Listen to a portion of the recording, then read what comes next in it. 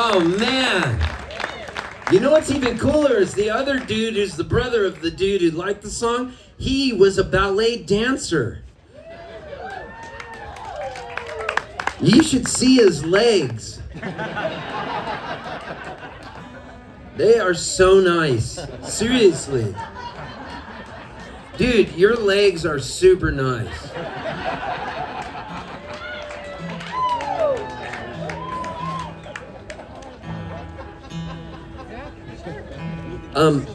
Hey, I would just like to make an announcement. I'm changing the guitar tuning. You know what I'm gonna do? I'm gonna go, let's make it go D, take your E string, it was a C, remember how we had it to a C? Bring it up to a D, okay? And then leave your A string down to a G, but it'll all come out of whack because of what you're doing with the tuning. And then take your D string and bring it back up to a D because you had it down to C for that song. And check out what happens here. And then E, B, E, B, D. That'll be good. And then what you do, set the guitar down for a minute to let it rest. It's kind of like making a souffle, and it likes to sit there. A lot of people like that are rock stars, they travel with multiple guitars, but not me. You know why? Because we have too much waste in this world. I need one damn guitar. Smokey Joe. That's it. I'm a one guitar man. And people go, well, what if it gets lost? I go, it doesn't get lost. I fly Southwest on A-list preferred. I board first, it's always on my back. It goes above, they have big containers above. But what if you have to take a little American Airlines flight? You gotta get up to Petoskey, Michigan. Oh yeah, you're right. Then what I do is I beg the flight attendants. I beg them to be careful with Smokey Joe, because it's the only guitar I have. And this guitar goes with me everywhere. I don't even go to music stores and play guitars. I refuse to play other guitars in music stores, because when I get back to the room, it's inevitable. Smokey Joe always goes, what were you doing? Were you playing a Martin? Vintage, right? Let me smell your fingers.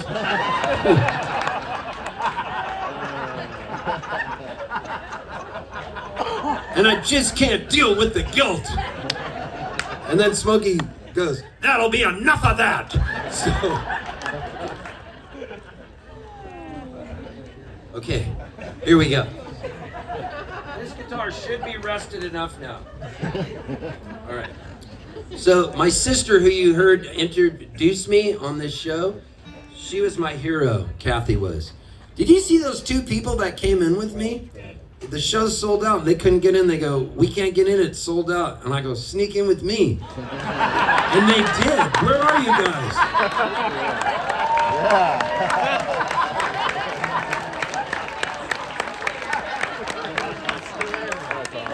And what could Casey Turner do?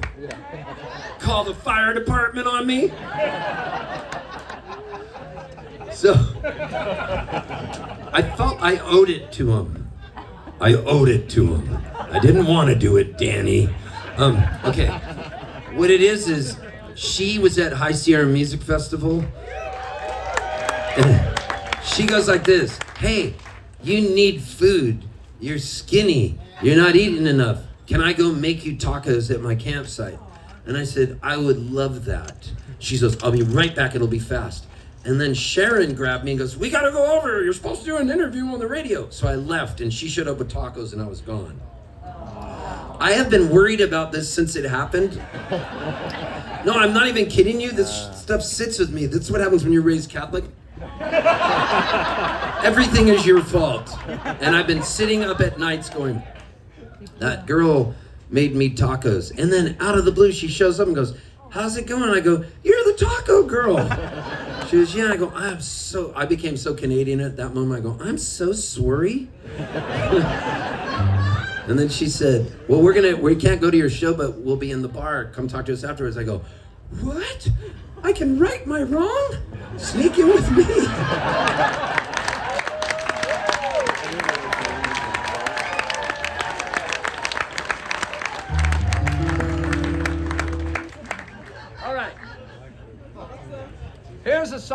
for you. This is called Steeplechase Lane. Are you ready? Steeplechase Lane was written by that guy who was in Smokey and the Bandit. What's his name? Jerry Reed. Jerry Reed, thank you. Jerry Reed wrote it. And the only reason he wrote it is because Chet Atkins gave him a tuning, and Jerry Reed wrote it down wrong. He thought Chet Atkins said DGDEBD. They were drunk, and the next morning Jerry Reed goes, "Okay, Chet, I wrote this song. I'm gonna call it Steeplechase Lane." And Chet Atkins goes, "I would never give you a tuning that's DGDEBD. It doesn't make sense." And Jerry Reed goes, "Well, I wrote this song," and then Chet Atkins would open his shows with this song. That's why mistakes are so cool. That's what my parents always told me about me. But like, seriously.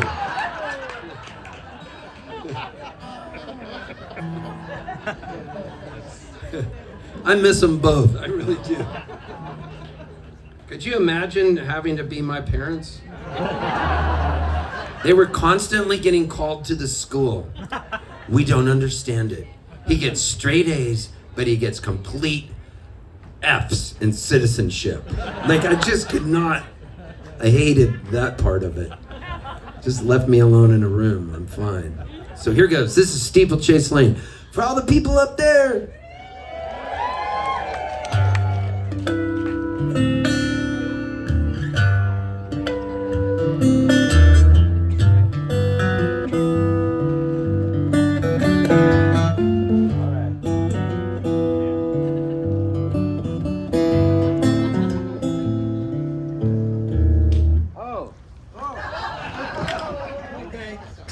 We're all right.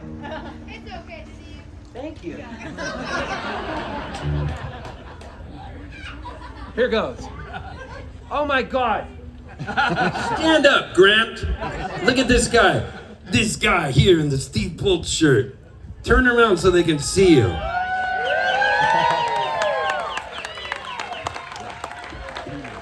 Years ago, this guy asked me to play a party for he and his lovely wife. It was like an anniversary party.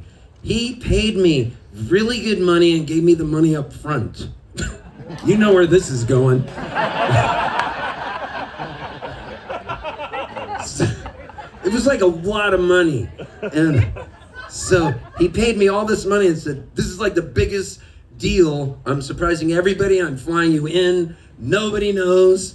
And it was all set. And then I got a call from this guy, and he said, "Hey, you could open for this band called Eddie from Ohio at the Ark in Ann Arbor, Michigan."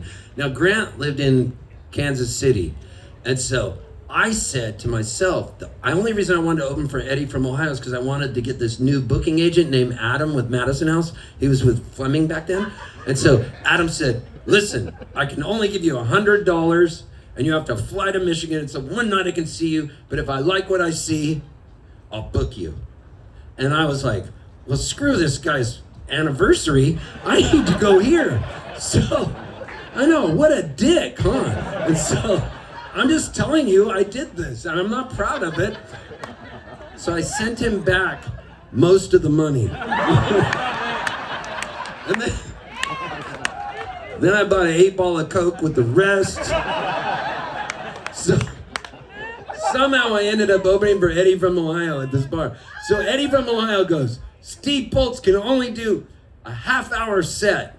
That's all they gave me was a half hour. And I was like, I need to at least do 37 minutes to get this guy to like me, Adam, because I need to do like a full spectrum anal cavity search. So I go up there and I end up doing 37 minutes, which pisses Eddie from Ohio off. They will never have me play a show with them again, by the way. But I do the show, get a standing ovation. The booking agent to be comes back, goes, "Oh my God, I love you. I'm booking you. I run the company. I don't even have to okay it with people." So then I tell him, this is what I did. And I'm sorry, I confessed to him. So this guy still comes and sees me, comes to my shows, and then recently he says to me, "Hey, I'll pay you a lot of money to play my corporate event for this company called Intellicents So it's like a bunch of guys that are like stockbrokers and stuff and money managers, like rich people. So he flies me to Kansas City. I'm like, my booking agent goes, you can do it. It's a lot of money. You can do it, dude. You got to be in Canada the next day. You're going to have to get up at 6 a.m. and the next morning you got to get up at 4 a.m. And you got to do it. You play the party. So his whole thing was storytelling, how we tell stories, how we could be better salespeople if we tell better stories, and how we communicate. And he goes, this guy's a great storyteller. He tells the company, he's gonna be fantastic. And then, not only does he pay me a big amount of money, he goes, I'll buy 80 CDs of your new CD. So I get up in the morning, I sign all 80 CDs with a silver Sharpie, bring them in a box. I go to play the gig. I get there, and it's all storytelling. And I go, are you sure people are gonna wanna listen? Because it's in a whiskey distillery. And he goes, oh, no. They know when you're on, they're gonna listen. It's all about you telling stories. So in my mind, I'm working on cool things I can tell him. I get there, he goes to introduce me. 80 people do not even listen to him, and he's their boss. And I'm supposed to do 90 minutes? What the fuck? So I go up there, I'm like trying everything. They're not listening to me. I can't tell one story. There's nothing I can do. It's like my superpowers are gone. So all I do is I start making up songs that say Intellicents. Like anything that says Intellicents, because that's the only thing that would get these assholes' attention, was if I said Intellicents. So he's so pissed off. He starts drinking all his whiskey, and he's got his 2 kids with him, and he's practically crying. This is only like 3 months ago, by the way. So I finish the show, and I go, I got CDs, a box of CDs. Everybody gets a CD. They don't even want the goddamn CDs. I can't give away a CD. So, the morning I got there, there was the coolest dude driving the Hertz rental car bus from the airport, and he goes to me, I had this hat on, he goes, my man, I love that hat. Where'd you get that hat? My man, I gotta have that hat. He goes, what do you got in these suitcases? I go, merch, I'm a musician. He goes, these are heavy. And he carries them, helps me out with everything. After I play the show, I can't give the CDs away. The next morning, I see the same guys driving the bus. He goes, my man, picks up the suitcase. He goes, you didn't sell jack shit, did you? Even he's mocking me. And yes, I was paid a lot of money, but that night when I got home, I had to take a shower to wash the scent of horror off of me. So, like, I felt so bad for him, but I got this story out of it, and I've told it a couple times on stage, and now that he's here tonight, it makes it so much better. I love you. Intellicents. Intellicents. Hire us!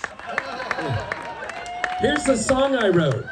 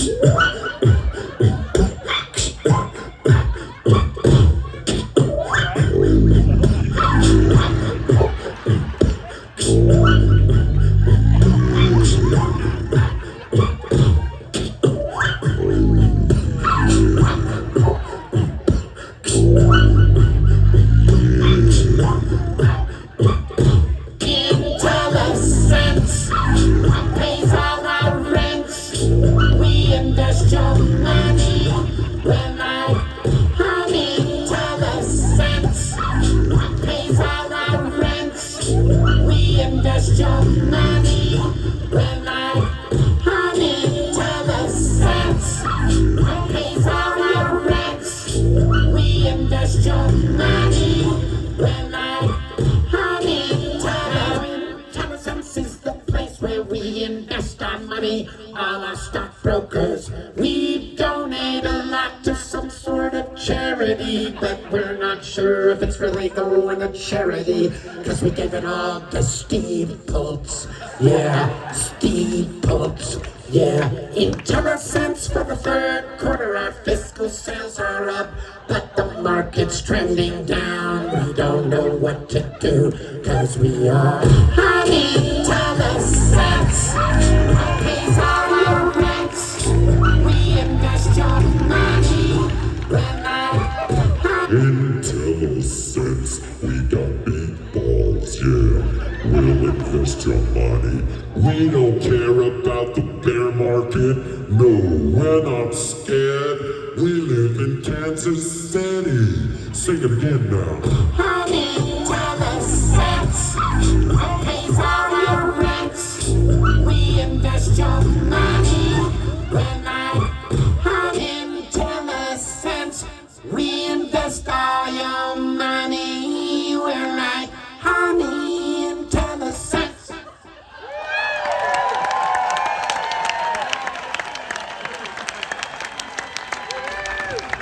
Dude, this is the greatest show I've ever played.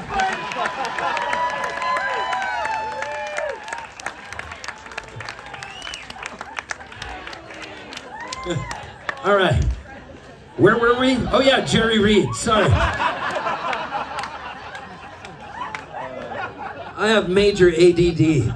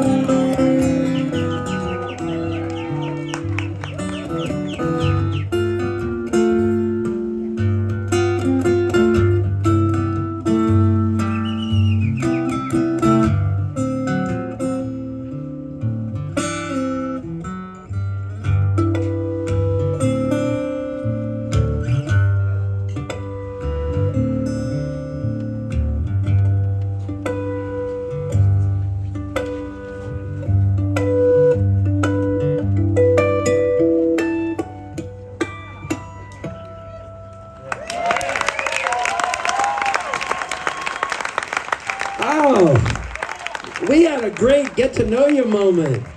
Bo, you are the handsomest man in rock and roll. I